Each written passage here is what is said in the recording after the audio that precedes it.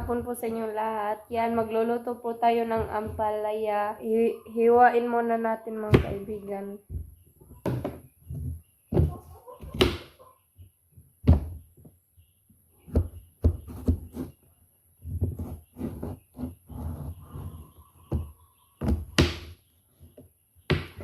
Yan.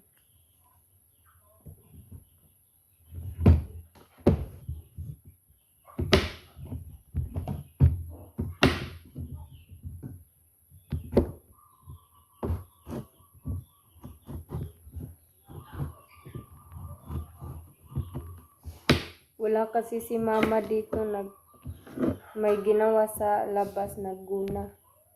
Yan sa natin ilagay.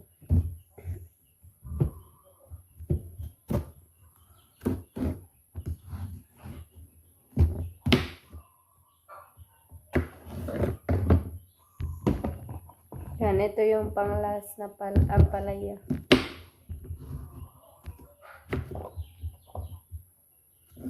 Yan mga kaibigan, kunan muna natin yung liso. Yan. Gagamitin natin yung kutsara.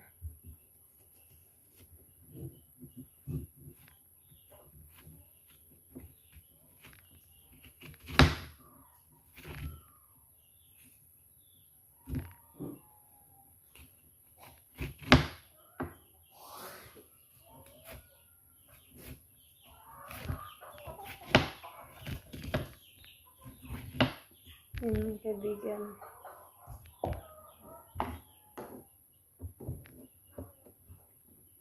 Ito naman.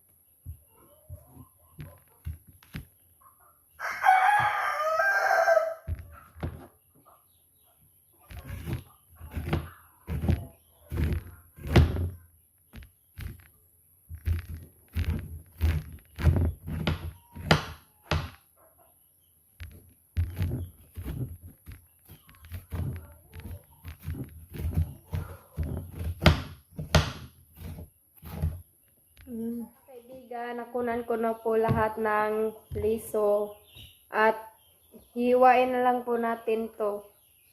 Yan. Yan, ganito yung pagkahiwa, hindi lang masyadong malaki. Pagkatapos, lagyan to ng asin para hindi mapait.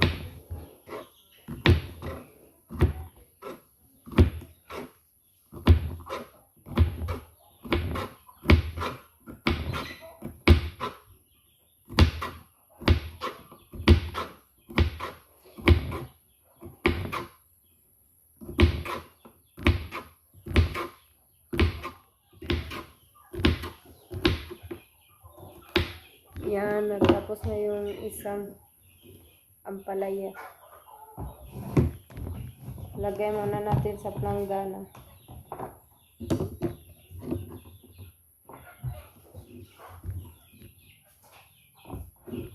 Yan, ito na naman.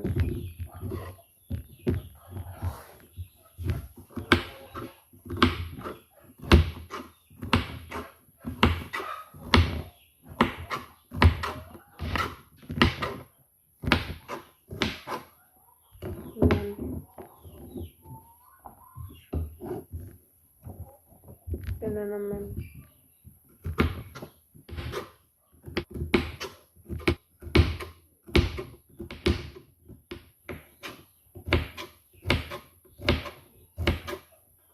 Yan, tapos ko na po lahat mahiwa. Yan, hugasan ulit natin.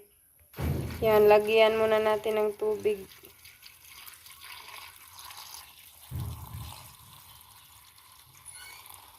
Kaibigan, nilagyan ko po ng asin yung ampalaya para mawala yung pait. Yan. Kaibigan, magandang gabi po sa inyong lahat.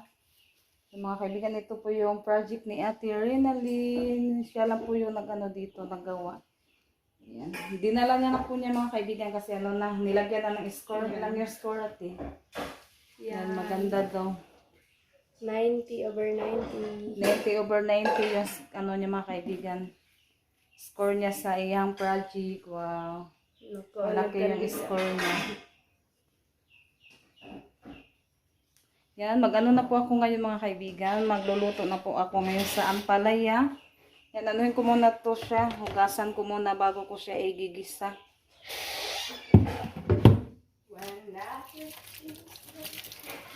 Yan, maraming salamat po sa lahat na sumusuporta sa amin. Thank you so much po sa inyong lahat mga kaibigan.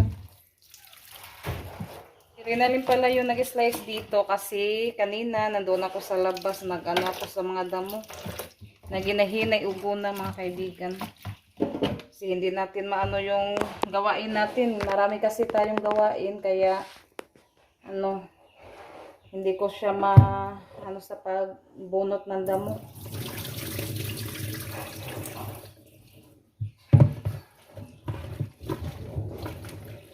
Kaibigan, ito po yung Reno ni Ate Rinalyn. Yan, ang ganda.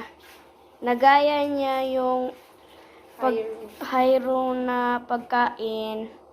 Yan yung ginaya niya. Assignment niyo yan? Di drawing. Yan, nagaya din ni ate yung ballpen. Ang ganda mga kaibigan. Yung mga kaibigan, mag-ano na tayo, mag-isa.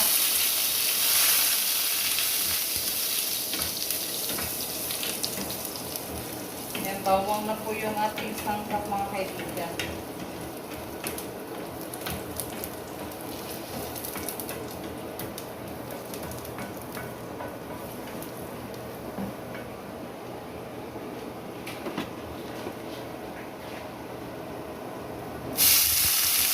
Pinaano lang po, pinahap po.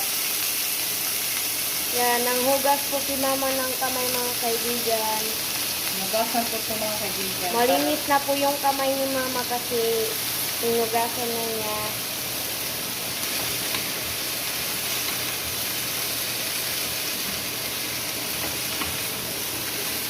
Yan mga kaibigan, naluto na po yung ating ampalaya. Yan, nope ko na po yung apoy mga kaibigan. Yan, pinahap cook lang po yan. Nilagyan ko siya ng paminta, liso sa paminta.